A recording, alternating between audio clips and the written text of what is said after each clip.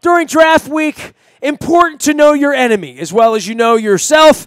Doing a little scouting around the AFC North. Been a little while since we had this guy on. I chased him around a little bit during New Year's week. He was a little busy and tardy. And then I saw him at the Super Bowl, and I saw him at the Combine, and we saw each other at the owners' meetings. But here he's finally here. Marvin Lewis was unavailable, so we go to Cincinnati.com and grab Paul Dehner Jr., the scribe and beat writer and video host for all things at Cincinnati.com and all things Bengals as we prepare for 2 more years with Marvin Lewis in Cincinnati. Paul, good day to you. How are things in the Queen City? And we're not watching baseball there. I know that much, right?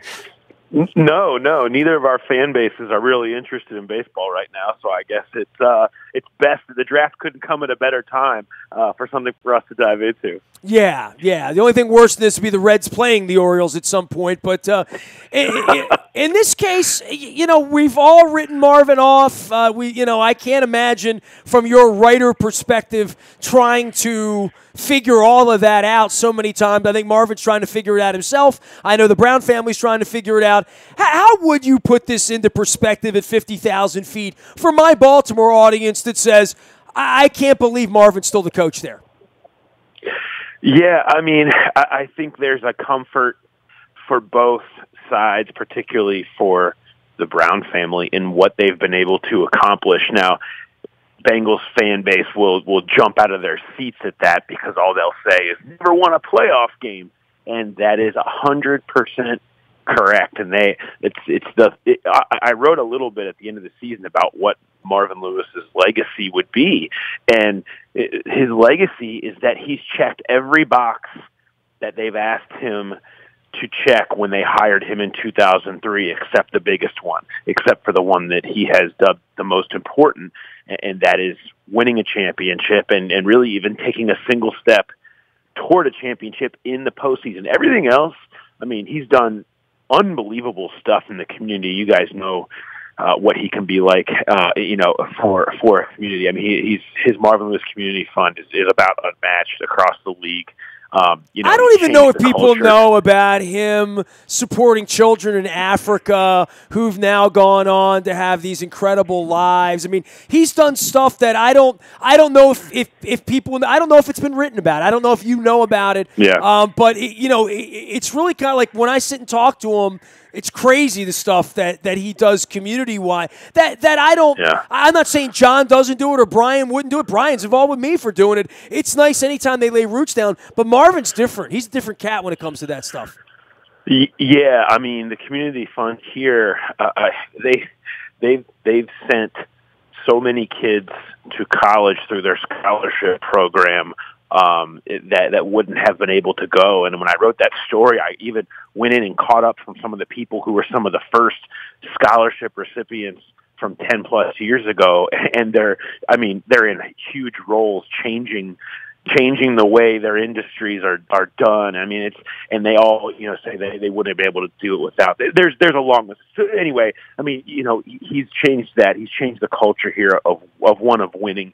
He's brought them up into the playoffs. They had their most successful run as a franchise from 2011 to 2015 in terms of wins, in terms of division championships, but the playoff problem hangs over everything. So really, there's a comfort in what all those things that have been accomplished. And obviously, Mike Brown feels like Marvin is the guy best suited to get this team back on track and be able to check that big box. And that's why they brought him back. Well, and it is interesting that if you're Mike Brown, he's got a whole different perspective on this to say, I was around here when we had Shula's and Kozlitz, and just go through any litany of those names of people that were there, as well as, Duke Tobin as well on that side, to have something that has felt comfortable for him at this point in his life.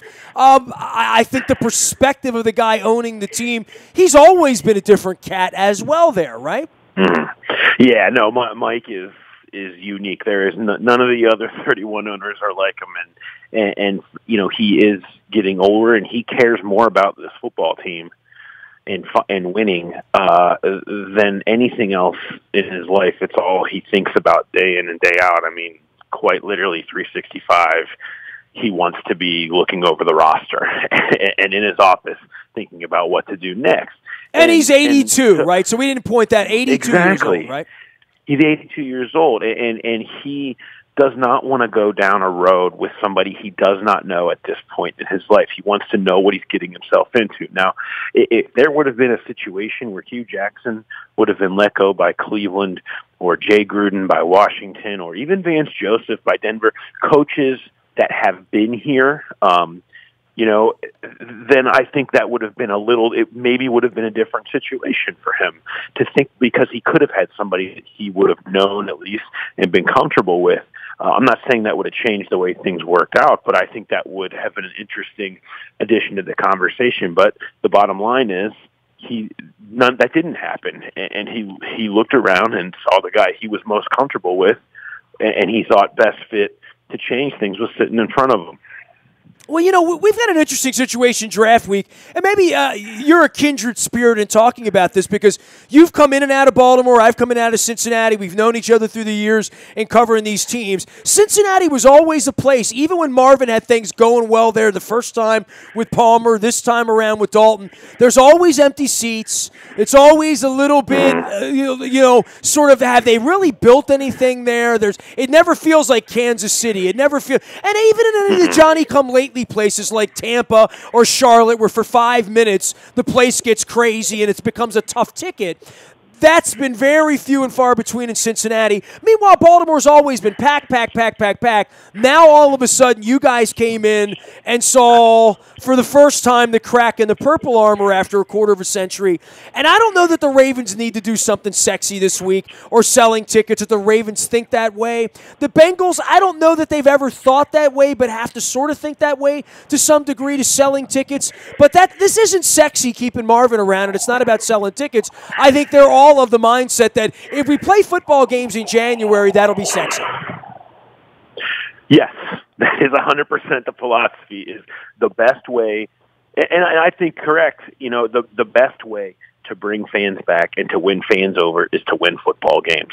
And there's no off-season program that you can do. There's no fan engagement opportunity that you can take advantage of that's going to have anywhere near the effect moving the needle. There's no player that they can draft this weekend that will really move the needle other than going out there and winning games in the fall. And that means doing the unsexy thing from a Bengals perspective, which is probably drafting a bunch of linemen. And that's fine because that's the way to win games. I'm making a splash, with a quarterback or something like that, which is, I know, something that both our teams here have been linked to with Lamar Jackson, is maybe it will win the press conference, maybe it will create buzz for a few weeks, but will that do the job when you start looking at winning games? And maybe not. But for building for the now, for 2018 and for 2019 even, I don't know, a splash quarterback or something like that is not going to change the fact that their season tickets are down. Well, what's kind of weird with Marvin being there for 2 more years? It almost feels like there's some urgency.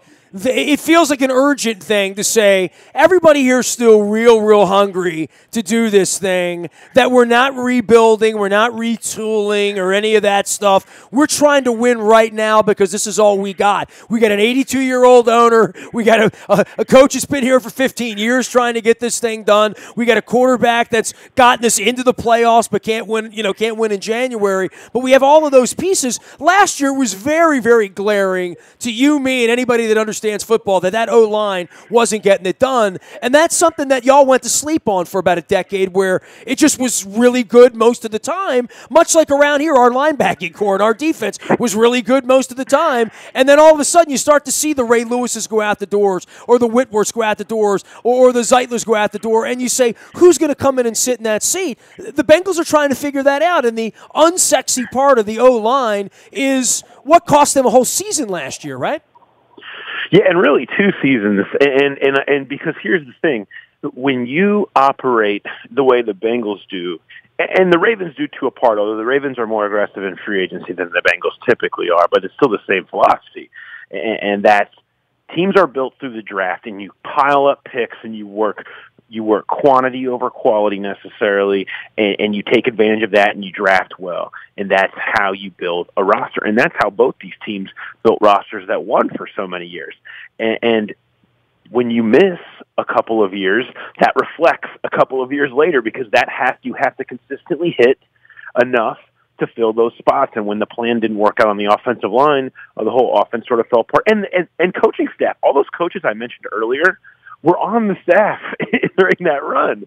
So you're talking about a number of years where then you've got those coaches have to do the same thing. They have to fill in too. So it all works together. You know what I'm saying? You didn't even mention Zimmer in all of that, who, right. came the closest to being the most decorated of all those guys. Paul Dehner Jr. joining us here from Cincinnati.com. All of our WNST coverage brought to you by our friends at Royal Farms. Real fresh, real fast. Make sure you keep the Kona blend in there. Make sure when you're filling up, you're using the mobile app. You get the points. You get your fried chicken and your Western fries for free. Maybe even some free coffee as well. Royal Farms, real fresh, real fast. Speaking of Royal Farms, the Royal Farms Arena will be hosting the Baltimore Brigade. I'm wearing my Brigade lid on our Facebook Live and our YouTube WNSTV channel. They're taking on the Albany Empire at 3 p.m. this Saturday. Then, of course, next Friday night, Ron Jaworski brings that Philadelphia Soul group down to the Royal Farms Arena. You can learn more at BaltimoreBrigade.com, and also download that Monumental Sports app, and you can watch the games from anywhere. Thursday night, Britt Floyd brings the music of Pink Floyd to the Modell Lyric. That's Modell-Lyric.com. That's Thursday night. We had Damian Darlington from the band on talking about the music of Pink Floyd. All of that happening on Thursday night during the draft. And, of course, you'll get all the draft news first on the WNST Tech Service. That's all brought to you by Coons Ford of Security Boulevard. Out to Cincinnati, where the chili is always distressful for my system, and the Bengals sometimes are distressful for my system. Paul, do you think that the Bengals are close can they be the Rams, Eagles, Jaguar team? Is there something that they can do on Thursday, Friday, and Saturday that would make them a difference maker this year? Yeah. Well, we talked about it early in that fixing the O-line, but to answer your question, I do think that they're close. What I was talking about with draft classes, they missed for a couple of drafts. 14 and 15 were not as fruitful as they needed them to be, and it was reflected in 16 and 17. On that same note, the 16 and 17 drafts that the Bengals had looked to be the type of drafts that open windows, that lift teams up. They clearly hit a home run with William Jackson III, who in his first year was one of the best cornerbacks in football. They clearly hit a home run with Carl Lawson, who was a fourth-round pick and one was the top pressure producers off the edge last year. They seem to have hit a home run on the field with Joe Mixon, and even off the field since he's gotten here. That everything that surrounded him and the controversy and drafted him washed away. He became a very good football player and has kept his nose clean since he's been here.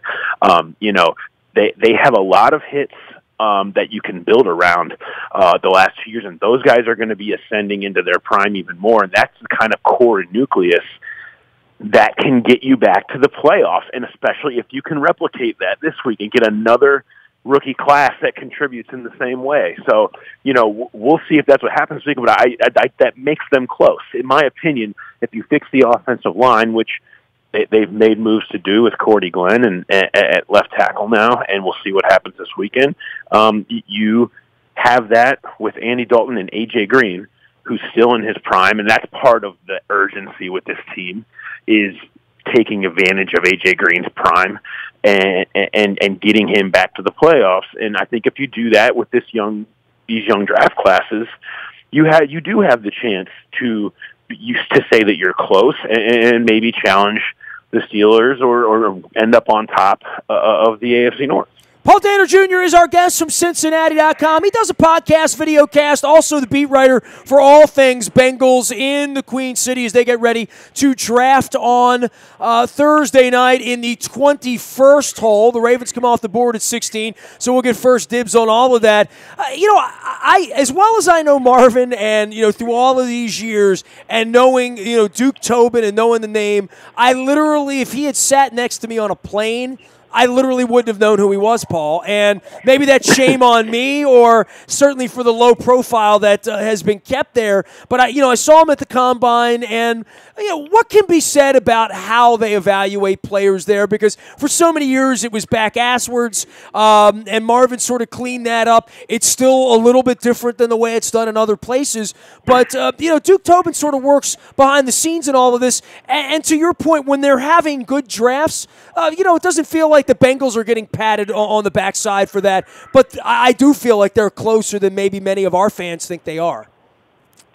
Yeah, there has been a weird sort of negative swell around this team nationally outside from those not really paying attention. I don't know if that's just because Marvin Lewis bringing Bart back was sort of a nationally and locally, I guess, here unpopular move, or maybe people doubt them, and they didn't have, some huge free agent signing because that's not what they do. So maybe that's why. But I can tell you, I look at what has happened this offseason compared to the previous two when, like you mentioned earlier, I mean, you just lose guys and it catches up to you when you lose Marvin Jones and Mohamed Sanu and Andrew Whitworth and Kevin Zeitler. I just named four guys who are who all received big contracts elsewhere. You can't, and then Tyler Eifert, almost just as importantly, has been hurt for 2 years.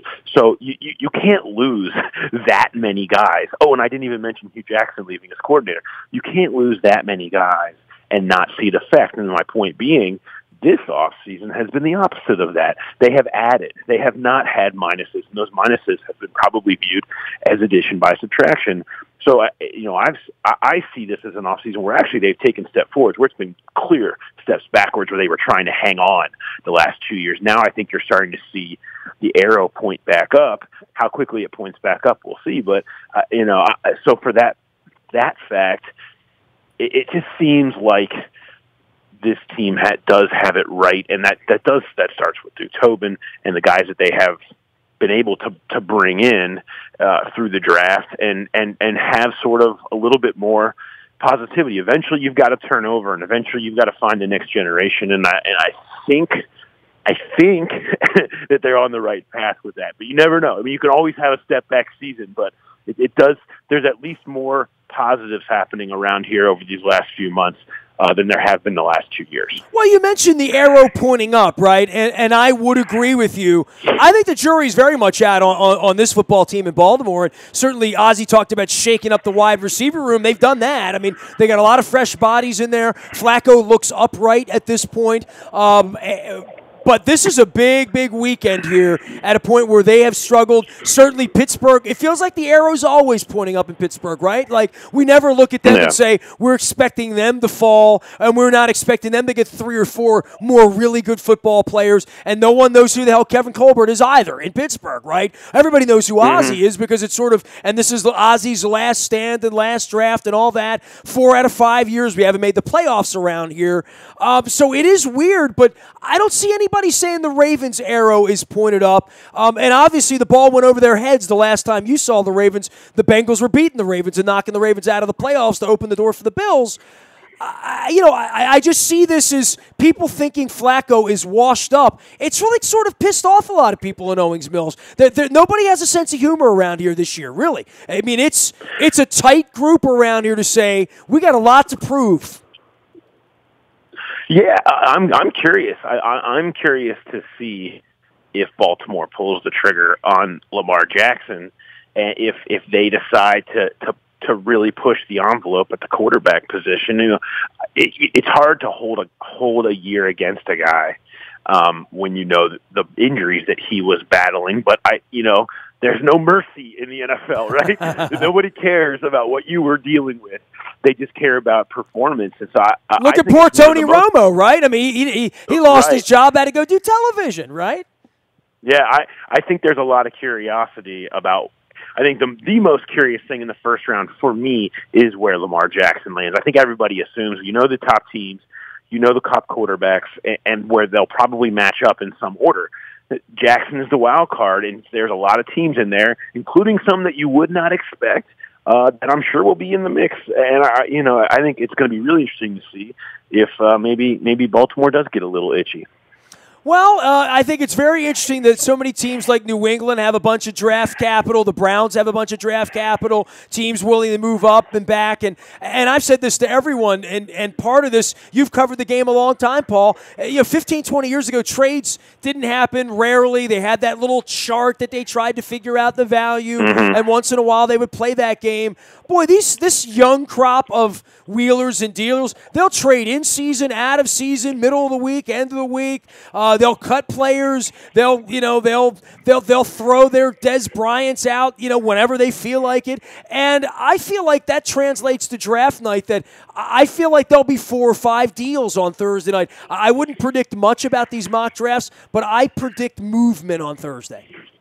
Yeah, that's my favorite thing about everybody being so beholden to everybody's mock drafts and spending so much time working on these things, because at 3 minutes into the ceremony, 4 trades have happened, and you can throw them all out the window. It's all going to change. It all comes down to your general evaluation and being prepared for whatever scenario breaks your way. And every team, that's why you see things. That's why so many guys come in and do visits. A lot of buzz came from Lamar Jackson being brought into Cincinnati for a top 30 visit, but the bottom line is they have to do their due diligence on that. What if Lamar Jackson slides to 20? What if he's sitting there at 21? You've got to consider that. You've got to be ready for that decision.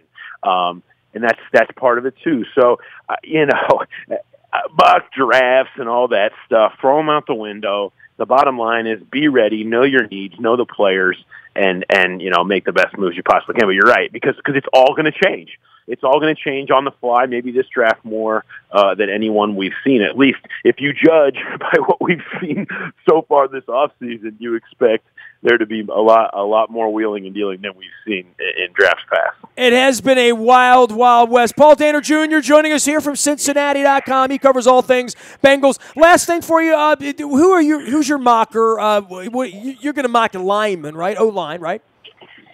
Yeah, I think some combination. To me, you just can't match up a need and the supply in the first round better than the Bengals do this year with center. I mean, it's the one glaring spot on their roster that will show up and start day one. And, some years there's not a single center that's worthy of a first-round pick or even a second-round pick. This year, you can make a really good argument there's 3, and they need to make sure they get one of those 3, in my opinion. Now, that probably means just pulling the trigger at number 21.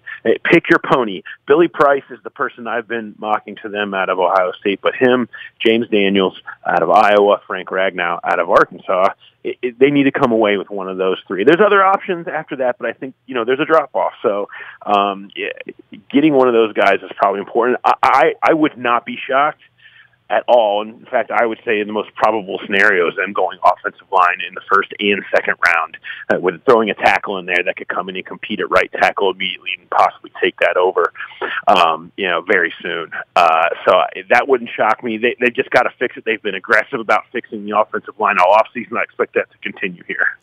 In a town famous for chili, it's okay to draft offensive linemen, right? People here love offensive linemen. That's what I'm telling you. Last year, there was less buzz and excitement when they drafted the guy who set the combine record for the 40-yard dash in John Ross. Then people just love talking about offensive linemen. I don't know if it's an Anthony Munoz thing or just a Midwest football thing, but Cincinnati fans love offensive linemen. So I think that actually you probably would have some excitement if they went O-line. I was going to give all the credit to Lapham for preaching that nonsense for 35 years as a lineman. Oh, he plays a role in it. There's no doubt. Laph's love of the guard will always keep them popular here. You got to have a guard that can pull. Yeah, that's it. I'll bother him after the draft. Hey, great visiting with you, Paul. Thanks for coming on, brother. Thanks for having me. You got it. Paul Dehner Jr. joining us here from Cincinnati.com. At least that's the way Earl Weaver used to say it. Cincinnati. Got to play Cincinnati this year. Playing them week 2 in Cincinnati on Thursday night. Man, Thursday night chili kills me. Man, that means game starts at 8:20. That means they're putting chili out on a buffet at 10 p.m. Would you trust a Cincinnati chili at 10 p.m. on a Thursday night with a 6 a.m. flight? I don't know.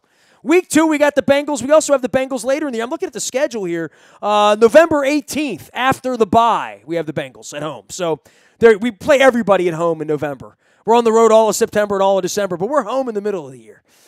Nasty at WNST.net finds me. We're also doing a road trip to Charlotte, and we're doing a road trip to Nashville for my 50th birthday. I'm putting all the details together. Find them out under the road trips tab. Throw me an email, nasty at WNST.net. We will make room for you. All of our WNST coverage brought to you by our friends at Howard Bank. A relentless commitment to being the best at everything they do. There are now Howard Bank branches throughout the community. Stop in, check it out, see what they have to offer. Great, great local people now partnering with us here at WNST.net. We are happy to have them involved in our Be More Positive community and charity series that we're recording each and every Thursday. You can find that on Facebook Live and on YouTube. We'll be sharing that stuff. We've done Casey Cares. We've done the Kidney Foundation, doing lots of cool stuff, and we're telling you more about that on Thursday morning as well. Also brought to you by Cole Roofing. We all felt that March wind blowing in. If you have a corporate or commercial roof space, don't let the wind and the rain and certainly the hot summer days get to you. Get someone out on the roof just to inspect it, make sure it's cool. Cole Roofing is the way to do that. Don't let it goof up on your roof. ColeRoofing.com and Pfister Energy for your roof space. Nasty at WNST.net finds me. I'm in the buyatoyota.com audio vault 24 hours a day from anywhere in the world on your mobile device, including Cincinnati. By downloading the TuneIn radio app, it's all brought to you by buyatoyota.com. Listen from anywhere. No static at all, like Steely Dan. They're playing the Model Lyric in the week of my birthday, too, October 11th. It's going to be a hell of a week, my 50th birthday. Hope I live that long. That's all I can say. It's going to be fun, I think. I hope. As long as I shave the silver out, I guess. The morning newspaper delivers to your email inbox each and every morning at 7 a.m. It's all brought to you by Planet Fitness and PlanetFitness.com. Still $10 a month to get in the best shape of your life. Each and every morning, get up, work out at Planet Fitness or afternoons. The Lunk Alarm is there. They're always judgment-free and always happy to help. That's the specialty there at PlanetFitness.com. Also, the Maryland Jockey Club sponsoring us. The morning entries are now in the morning newspaper. They're also on our website 24 hours a day on the front page. The Laurel entries for the weekend. They ran the Tessio last week. It's a bit of a Preakness prep. We're a couple weeks out on the Preakness and certainly now a week and a half out on the Kentucky Derby. My wife and I heading down the Laurel for Derby Day on the 5th. Come down, join us. Be a great afternoon of racing. Never done that. I've never done the Kentucky Derby at Laurel. So this is the first time I'm doing it. I'm excited about it. Excited about our partnership with the Maryland Jockey Club and telling you about the Pink Festival and the Black Eyed Susan and the Preakness coming down the pike a couple of weeks away out at Hi-Ho Pimlico.